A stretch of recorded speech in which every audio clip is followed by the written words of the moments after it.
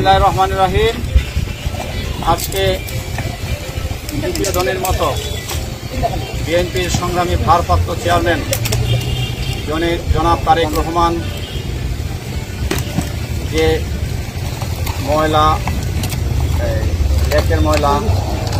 ছোট ছোট খাল নালার ময়লা পরিষ্কারের যে কর্মসূচি ঘোষণা করেছেন এবং ইতিমধ্যেই 3 দিন আগে বিএনপির সংগ্রামী মহাসচিব অত্যন্ত জনপ্রিয় একজন ব্যক্তি, বাংলাদেশের মানুষের কাছে প্রিয় ব্যক্তিত্ব মির্জা ফখরুল ইসলাম আলমগীর সাহেব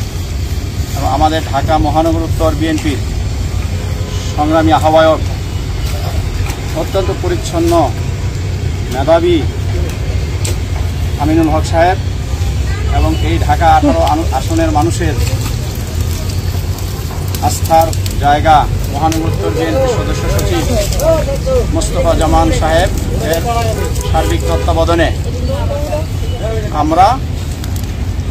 এই পরিচ্ছন্নতার কাজে অংশগ্রহণ করছি এবং আমি মনে করি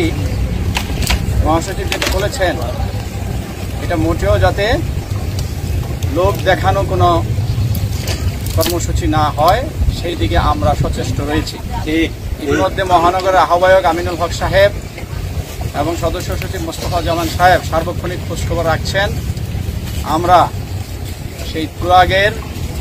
10 নম্বর সেক্টর থেকে আমি গতকাল বলেছি বিজিএমই পর্যন্ত যে সকল লেকগুলো রয়েছে ময়লা আবর্জনা একদম অপরিচ্ছন্নতা অবস্থায় আছে